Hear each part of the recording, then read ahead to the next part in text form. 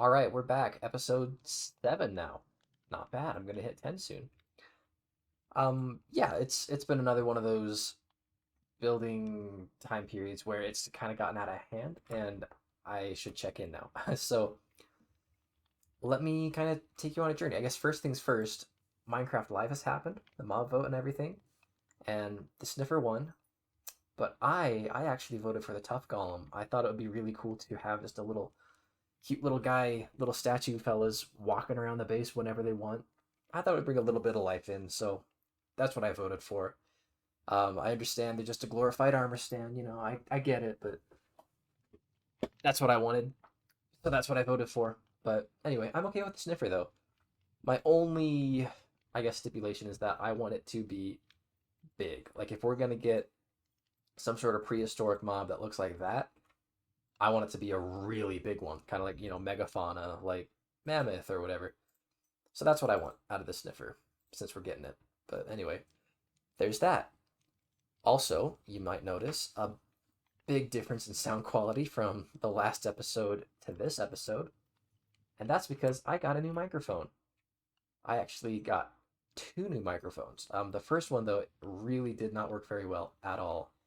No matter what I tried or what settings I changed, I kept getting just a really loud buzz, really high pitched, like noise just in the background, and I could not get rid of it, and it was just really irritating. And yeah, I mean, I get what, 5 views anyway. That would drop it down to one, and that would be me. So yeah, better microphone.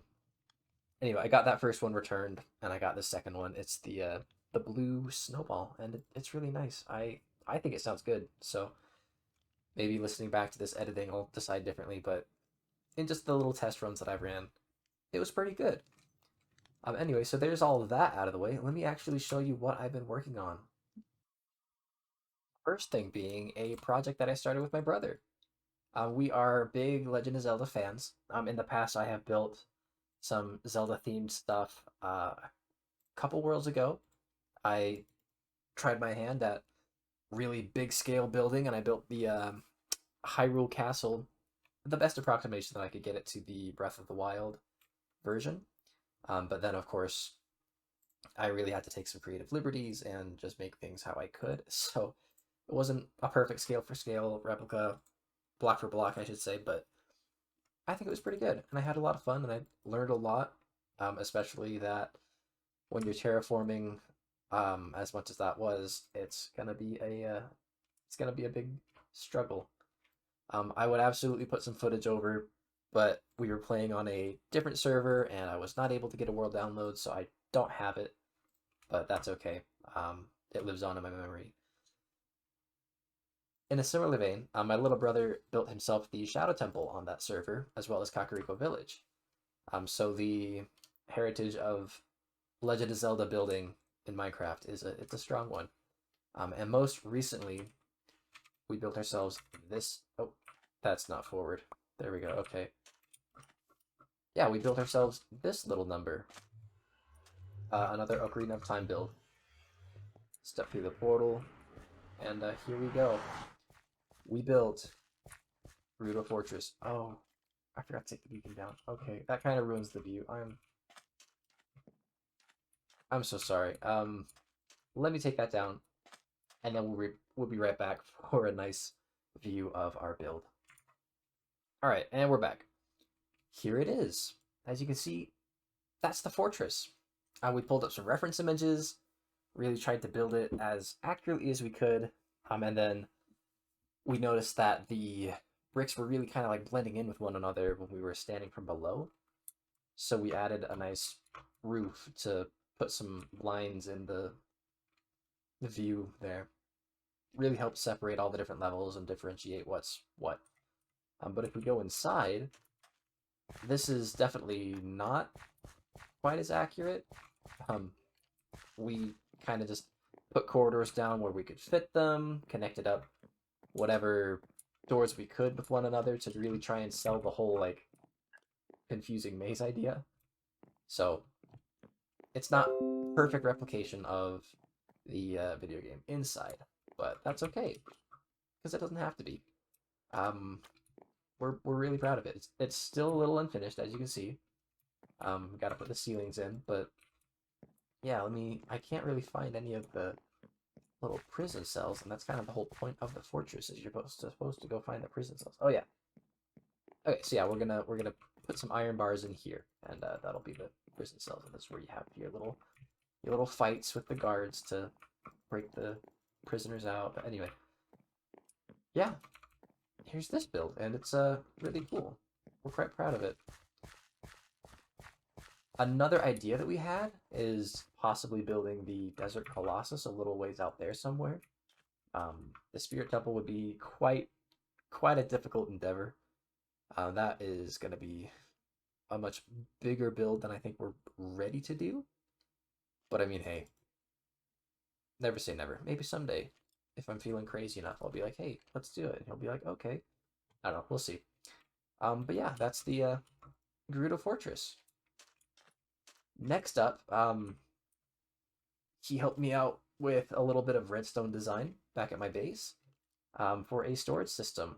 Let me take you there and show you what's going on. All right, like I said, the next project that I tackled was a redstone one, and this all kind of stemmed from a desire to get a really nice and organized ender chest.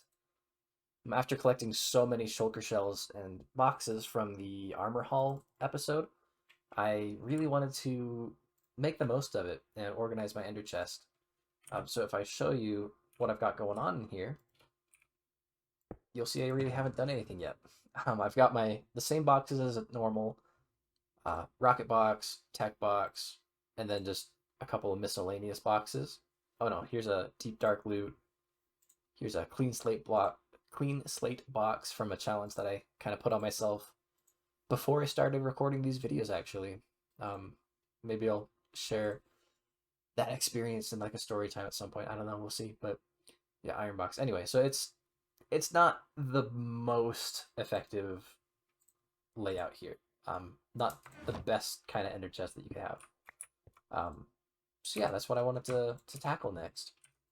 And of course that led to a whole rabbit hole of redstone design, and I haven't actually gotten to the ender chest bit. So I'll show you the redstone.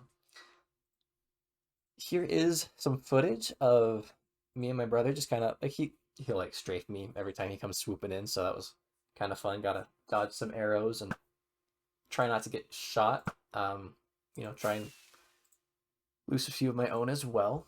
See if I can shoot him out of the sky. It's pretty difficult, but anyway. Yeah, so here is the design I came up with. Basically, you've got your chest, hopper, dropper. I kind of want to just plan out how I want the shulker box to be just in the chest, and then with the flip of a switch, move everything from the chest into the shulker box ready to go.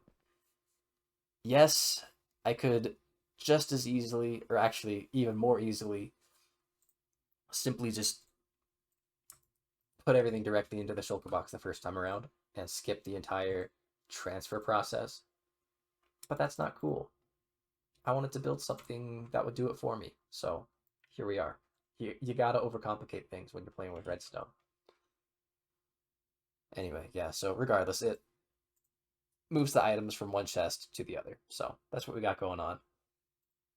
But let me show you the actual like finished product, because that's what I'm most excited about, because I think it looks super cool.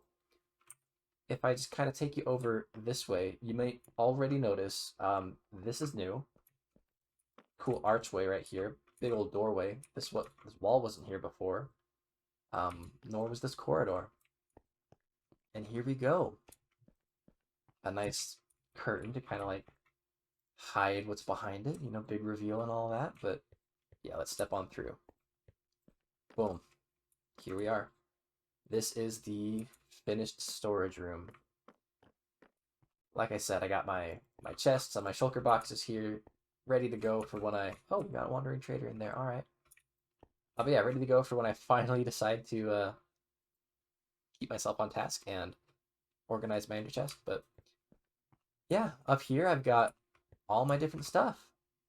This isn't every item in the game. This is just every item that I care to sort out, and it's loosely sorted too. So like I've got item filters to put these specific blocks into these chests, but then I'll also just kind of come in and like you can see I got the walls and the slabs and the stairs kind of thrown in with the regular block. So yeah, it's just a nice little way of organizing, I think. I really took care to put a nice ceiling design in and some good colors as well. I kind of like the amethyst geode inspired staircases here, and here. And then how it kind of fades to like a more reddish purple and then a blue at the top. I think it's really cool. And then of course these redstone lamps kind of light up when you have items in there. So if I just toss that in there, on they go and they start getting sorted. Oh, we got a lag spike. Yeah, okay, I was just trying to show you. There they go. Getting sorted. But yeah. Okay. Yeah, over here is just a little nature reserve. That's not the right word for it. It's just a little patch of Minecraft. Um, really like early game stuff because like that's when you've got your bed next to your crafting bench next to a campfire because it's the very beginning of the game and you don't have anything yet. Certainly not this mega base, but that's what you've got. And so you just kind of set it up among all the trees and all the bushes. And I just really like the juxtaposition of having this small, tiny little starter spot kind of mixed in with all this industrial redstone. And I mean, especially with like all the big farms over here on like the little scaffolding that I showed last episode. Um, but yeah, here we are. And like I said, I got a little visitor here. What are we selling? Yeah, nothing good, as usual. Okay, whatever. Actually, I could use that bottle. I could use that bucket of chocolate for fish. Let me transact with this guy real quick, and I'll get back to it. The last but not least feature of my storage area right here is a bit of pixel art. The cow with the magnificent eyebrows. Just a fun little thing. If you haven't caught on by now, I like goofy, silly, whatever. But there we go. So that's the build. That's the whole thing. And yeah, once again, I feel like I say this for all of my projects, but I'm quite proud of this one. I think it looks great. Um, oh, let me show you the redstone actually too, so that you can. Oh, I mean, you already saw what I was talking about with all the edited and footage, but I'll just kind of jump down one last time and show you the completed redstone once everything's all been wired up to this single lever here. Okay, so this lever here connects to this piston, and when I flip it, it pushes the power block down into the repeater, which then turns on all this redstone dust. If I just show you one module, you can obviously assume that it works for everything else. But yeah, so when the redstone dust is on, it powers this repeater, which powers this torch, which means the torch goes off, and this piston retracts. I realized that I had to put that note block in there, weird bud power or whatever. I don't entirely understand that sort of side of pistons, but regardless, I had to put a note block in there to kind of force an update on the piston when the torch goes off. So anyway, torch goes off, piston retracts, the two observers face one another and fire the dropper like crazy, which of course means the items pop up from the chest to the shulker box. And that's the redstone. Yeah, there's a good long look at it. Because watching back through the footage, I definitely did not linger on it long enough in the edited in bit. But there we go. So that's the redstone. That's the project. And I hope you enjoyed. It's been a fun one for me to build. And again, I'm so proud of the cool colors and design that I was able to work into this year. So much so, in fact, that I'm considering I might actually do it again. with colored blocks this time. Something that I learned while building this is I really like working with different colored blocks, but I really don't use them all that often, as evidenced in the stone bricks everywhere. So I might want to make a second storage system specifically for like different colored concrete and terracotta, and then just amass a whole bunch of all of that, because then maybe that way it forces me into using them more, because generally when I'm building, I'll just be like, okay, hey, what do I have a bunch of? I've got a ton of stone bricks. Let me just take some stone bricks and throw up a nice little skeleton of whatever I want to build, and then fill it all in. And that's why a lot of my stuff ends up being stone bricks. Um, yeah, so I'm thinking if I've got a ton of colored blocks instead, then I'll default to that first, and I'll be able to build some much more colorful things. But anyway, that's what I'm going to be doing to improve my building, and maybe that'll be a future project. But anyway, as for this episode, that is all I've got. So thank you again for watching. Goodbye.